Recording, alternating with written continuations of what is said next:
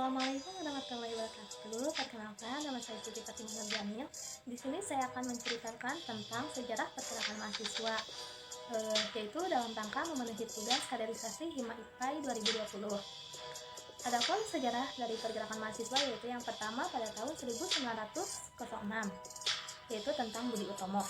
Budi Utomo adalah suatu wadah perjuangan yang pertama kali memiliki struktur pengorganisasian modern. Didirikan di Jakarta 20 Mei 1908 oleh pemuda pelajar mahasiswa dan lembaga pendidikan Stopia. Wadah ini merupakan refleksi sikap kritis dan keresahan intelektual terlepas dari primer idealisme Jawa yang ditampilkannya.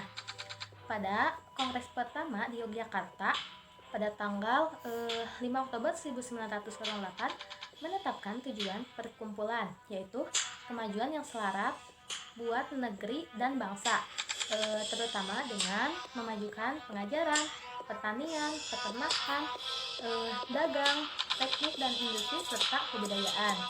Dalam 5 tahun permulaan Budi Utomo sebagai perkumpulan, tempat keinginan-keinginan bergerak, tempat kebaktian bangsa dinyatakan mempunyai kedudukan monopoli, dan oleh karena itu BU banyak besar.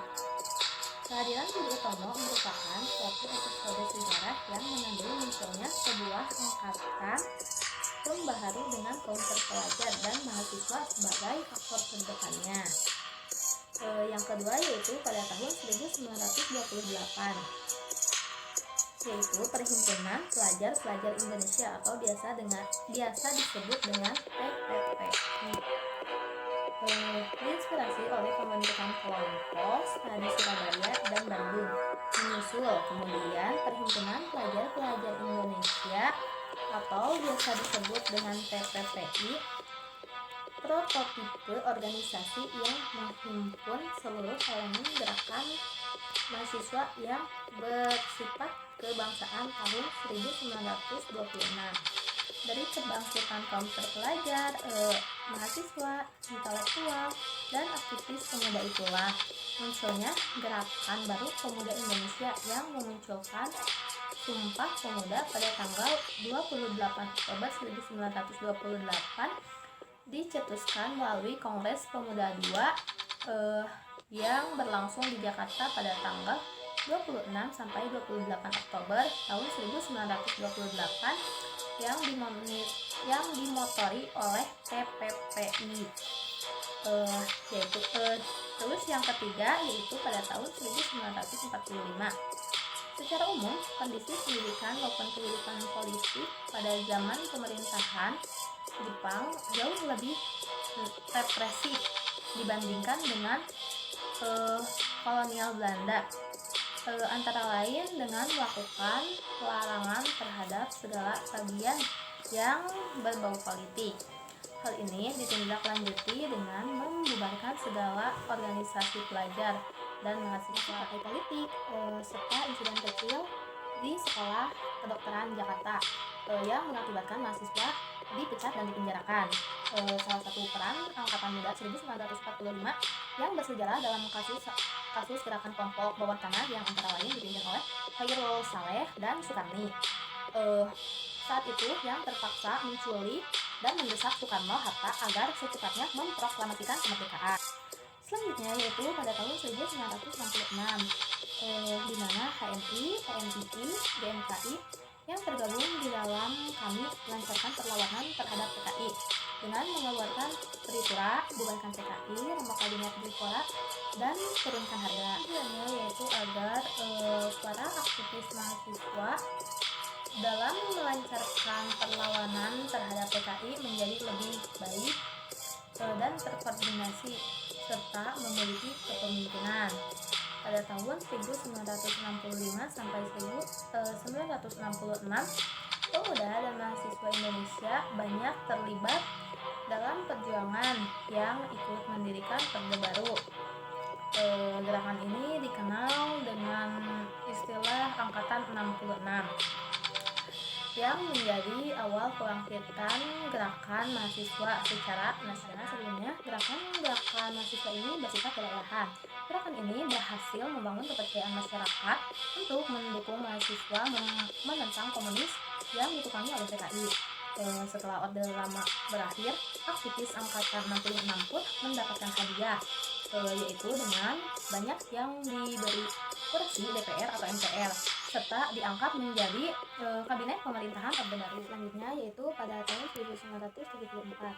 Berbeda dengan angkatan 66, angkatan 74 seringkali berkonfrontasi dengan anggota militer. Korupsi, dan nepotisme menjadi sorotan utama dalam citra pemerintahan Orde Baru menentang kenaikan harga bahan pangan dan BBM. Peristiwa Malari pada tanggal 15 Januari 1974, mahasiswa memilah kedatangan PM Jepang sebagai aksi anti modal asing. Demonstrasi besar terjadi disertai kerusuhan, pembakaran, dan penjajahan di sejumlah wilayah Jakarta, yaitu pada tahun 1977 sampai 1978. Menjelang dan terutama pada saat-saat antara sebelum dan setelah pemilu 1977 muncul kembali pergolakan mahasiswa yang berskala masif.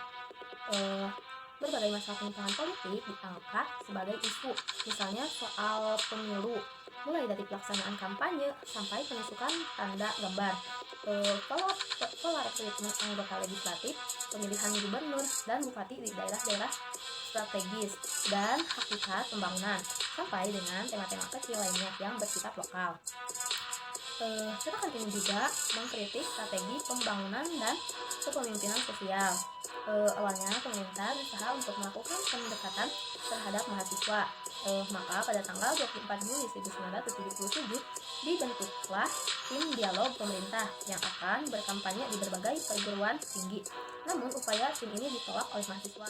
Pada periode terjadinya pendidikan militer atas kampus-kampus pembangkangan politik. Penyebab lain adalah karena gerakan mahasiswa 1978 lebih banyak berkonsentrasi dalam melakukan aksi di wilayah kampus. Selanjutnya yaitu pada tanggal 10 November tahun 1977.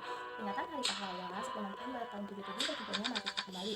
10 November tahun 1977 di Surabaya dipenuhi 3.000 jiwa muda setelah peristiwa di ITB. Pada Oktober tahun 1977, giliran kampus ITS Melioti beraksi. Dengan semangat pahlawan, berbagai pimpinan mahasiswa se-Jawa hadir memperingati Hari Pahlawan 1977. Ribu mahasiswa berkumpul, kemudian berjalan kaki dari Baliwati menuju Tugu Pahlawan. Selanjutnya yaitu pada tahun 1990-an, tahun 1990-an, di bawah Mendikbud Fuad Hasan, kebijakan NKK atau BKK dicabut dan sebagai gantinya keluar Pedoman Umum Organisasi Kemahasiswaan atau biasa disebut dengan PUOK. Kalau di PUOK ini ditetapkan bahwa organisasi kemahasiswaan intra-kampus yang diakui adalah Senat Mahasiswa Perguruan Tinggi atau biasa disebut dengan SMPT, yang di dalamnya terdiri dari Senat Mahasiswa Fakultas yaitu SMF dan unit kegiatan mahasiswa atau biasa disebut dengan UKM. Dengan dihapuskannya model-model kelembagaan yang lebih independen, meski tidak persis serupa dengan Dewan Mahasiswa yang pernah berjaya sebelumnya. Upaya perjuangan mahasiswa untuk membangun kemandirian melalui SMPT menjadi awal pembangkitan kembali mahasiswa pada tahun 1990-an. Selanjutnya yaitu pada tahun 1998. Gerakan 1998 menuntut reformasi dan dihapuskannya KKN, yaitu korupsi dan nepotisme pada tahun 1997 sampai 1998 lewat penunjukan gedung DPR atau MPR oleh ribuan mahasiswa. Akhirnya memaksa Presiden Soeharto melepas jabatannya. Berbagai tindakan represif yang meneruskan aktivis mahasiswa dilakukan pemerintah untuk meredakan gerakan ini. Di antaranya yaitu peristiwa Cimanggis, kejadian tragedi Trisakti, tragedi Semanggi 1 dan 2, dan tragedi Lampung. Gerakan ini terus berlanjut hingga pemilu pada tahun 1999. Mungkin sekian yang bisa saya sampaikan. Mohon maaf bila banyak kesalahan dan kekurangan dalam penyampaian materi. Terima kasih untuk semuanya. Wassalamualaikum warahmatullahi wabarakatuh.